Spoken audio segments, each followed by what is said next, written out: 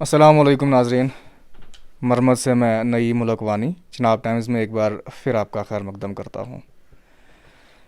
नाज़रीन, बहुत बार चनाब टाइम के ज़रिए से हमने बात की और काफ़ी सारे इश्यूज़ पे हम बात करते हैं। ख़ास करके तहसील मरमत की अगर हम बात करें तो तहसील मरमत में काफ़ी सारे इश्यूज़ पे हमने चर्चा भी की है और करते भी हैं, और हमारा काम है कि हम गरीब आवाम की जो मसाइल हैं उनको हाईलाइट करें।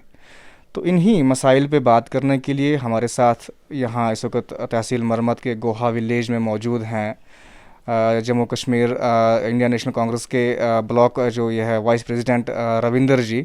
इनसे हम बात करते हैं। रविंदर जी, सबसे पहले आपका हम शुक्रिया करते हैं और स्वागत करते हैं साथ ही साथ चनाब टाइम्स में। शुक्रिया जी, और मैं आपका वेलकम करता हूँ जो आपने अपना वक्त निकाला हमारे लिए यहाँ।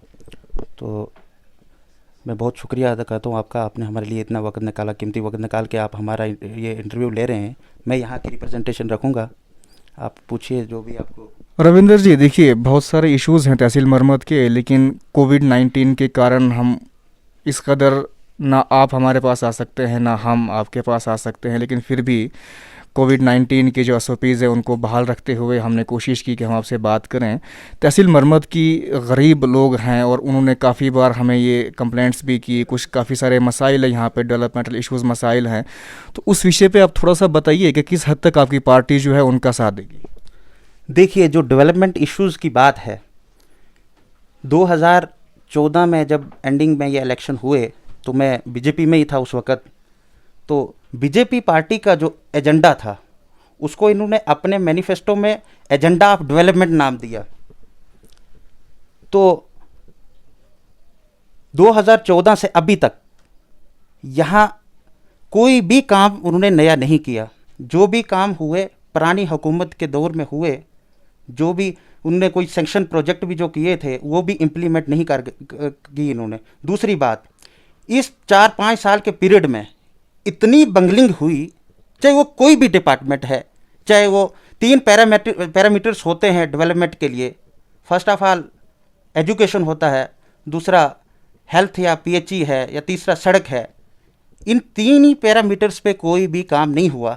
अदरवाइज जो सेंक्शन प्रोजेक्ट भी थे उनको भी सही तरह से इन लोगों ने इम्प्लीमेंट नहीं किया, और एक कुर्सी से ये गवर्नमेंट फंडिंग ट्रांसफ़र करते हैं और दूसरी कुर्सी से उसका 40% फिर से वापस ले लेते हैं। इनके ग्रास रूट में जो या इनके जो यहाँ पे जो एम्प्लॉइज़ होते हैं, चाहे वो आरडीडी के हों, पीएचई के हों, किसी भी डिपार्टमेंट के हों, यहाँ फिक्स करके रखा है इन्होंने कि हम इतना परसेंटेज कमीशन बना के उसको फिर से वापस रिवाइज़ करते हैं ऊपर के लिए। और यहाँ हमसे बड़े बड़े वादे किए थे कि हम करप्शन फ्री मुल्क को बनाएंगे, फिर मुल्क के बाद जम्मू कश्मीर को हम करप्शन से आज़ाद कराएंगे। तो अभी तक तो कुछ नहीं ऐसा किया इन्होंने।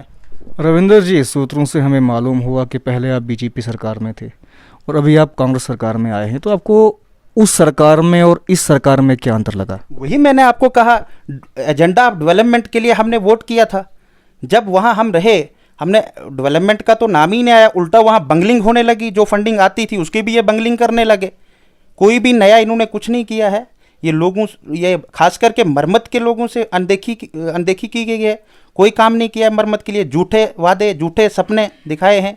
इसीलिए हमने वहाँ मुनासिब नहीं समझा, हम वहाँ से यहाँ आ गए। और मैं शुक्रिया अदा करता हूँ जिन लोगों ने मुझे यहाँ ब्लॉक में वाइस प्रेसिडेंट बनाया, और उसके बाद मैं पार्टी का भी शुक्रिया अदा करता हूँ जिन्होंने मुझे ये ओहदा दिया यहाँ पे। रविंदर जी, अब बताइए आपके ब्लॉक मरमत के जो यहाँ पे मसाइल होंगे, या तहसील मरमत की जो गरीब आवाम के मसाइल, उनको लेकर आप किस प्रकार चलेंगे? देखिए, हम तन मन धन से यहाँ, तो अब ये कोविड-19 का कुछ दौर चल रहा है, अदरवाइज मरमत का बच्चा प्रोटेस्ट करने के लिए तैयार है। सिर्फ यहाँ से थोड़ा सा ये मसला हो जाए, जिस दिन ये कोविड-19 का थोड़ा रिलैक्सेशन मिलेगी तो आप खुद देखेंगे, आपको फिर से ये कैप्चर करना है। यहाँ बच्चा ग्राउंड पे आएगा, वो देखेगा, वो बताएगा इनकी करतूतें, इन्होंने क्या किया है पिछले 5-6 सालों में।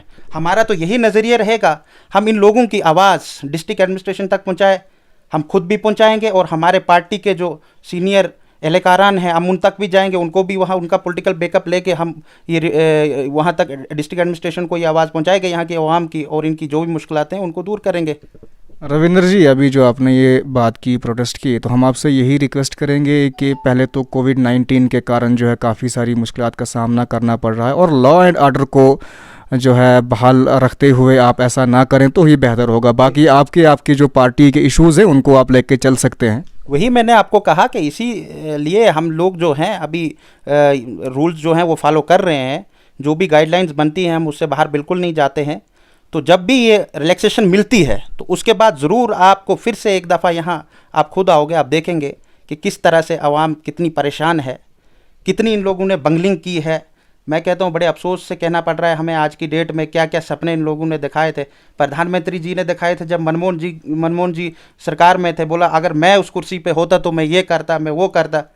आज हमें अफसोस है अगर हम इनसे कोई क्वेश्चन करते हैं, हम डेमोक्रेसी क्या होती है, डेमोक्रेसी तो आज है ही नहीं, पता ही नहीं है कि डेमोक्रेसी है क्या चीज़। अगर हमने इनसे कोई विरोध किया, हमने कोई सवाल किया, तो भाई ये हमें या तो नज़रबंद करवा देंगे या अंदर डाल देंगे। अफसोस है कि डेमोक्रेसी तो ख़त्म हो गई है। भाई आपकी अकाउंटेबिलिटी है, आपने पिछले 5 साल में क्या किया, हमने तो ये पूछना है।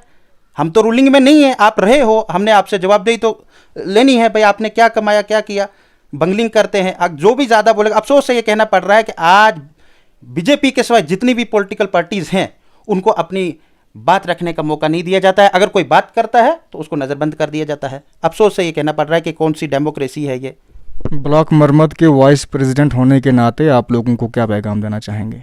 मैं यही पैगाम देना चाहूँगा कि अपने अपने घरों में बैठिए। फ़िलहाल तो कोविड-19 का दौर चल रहा है, उसके बाद जब भी हालात थोड़े रिलैक्सेशन होते हैं, ये मैं आपको एक बात बता देता हूँ कि लोग बहुत फ्रस्ट्रेट हैं, लोग बहुत परेशान हैं।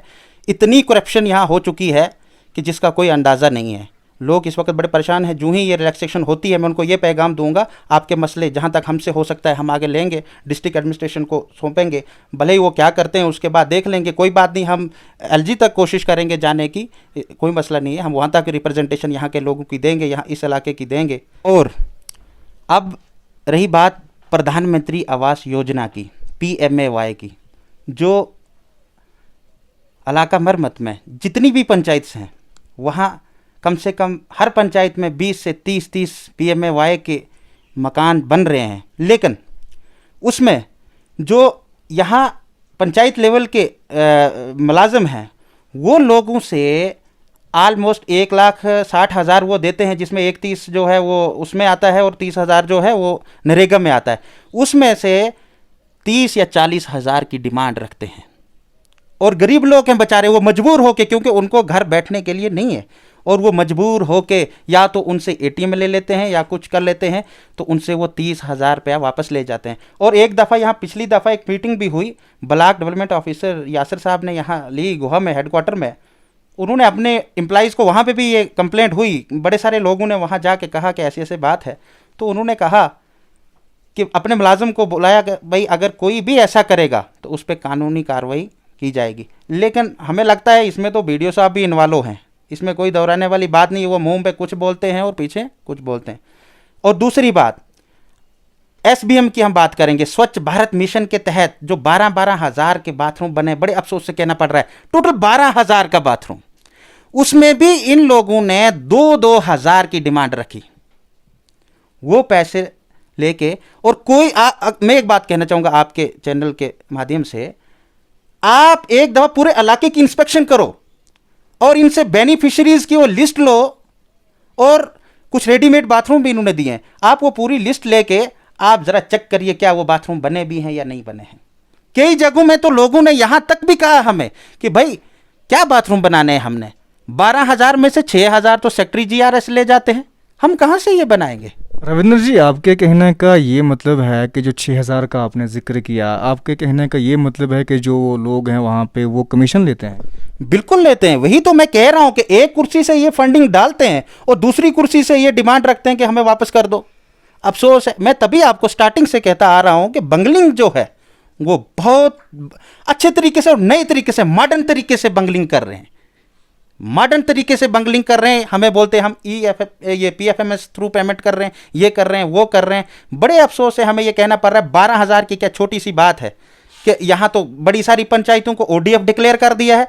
आप जाइए, आपको मैं ये कह रहा हूँ, आप मरमत का पूरा विजिट करें, आप पूछिए, बेनिफिशरीज़ को पूछिए कि बताइए यार आपने बाथरूम बनाया है कि नहीं बनाया है। मैंने तभी आपको कहा कि लोग आज बड़े मजबूर हैं, लेकिन बदकिस्मती से अब ये कोविड-19 का चल रहा है, नहीं तो मैंने आपको कहा बच्चा बच्चा प्रोटेस्ट करेगा, बच्चा बच्चा रोड में आएगा। तो इसलिए जब भी ये रिलैक्सेशन हमें मिलेगी ज़रूर हम ये भी आपको बताएंगे। तो नाज़रीन, आपने सुना, ये थे हमारे साथ बात करने के लिए यहाँ पे ब्लॉक मरमत से वाइस प्रेसिडेंट थे ब्लॉक के रविंदर जी। इनसे हमने बात की और इनके मसाइल आपने सुने, इनकी बातें भी आपने सुनी। तो बहरहाल ये एक चौंका देने वाली बात है जो उन्होंने अभी तक बातें कही। तो इस विषय पे मैं गुजारिश करूँगा ज़िला इंतज़ामिया के साथ साथ सरकार के साथ कि वो इस विषय पे थोड़ा ध्यान दें कि क्या हकीकत है क्या नहीं जो इन्होंने ये बातें कही। इसी के साथ आप देखते रहिए Chenab times. A citizen reporter is a reporter who reports social issues of his hometown. If you wanna be a citizen reporter, contact us on 70069 52473.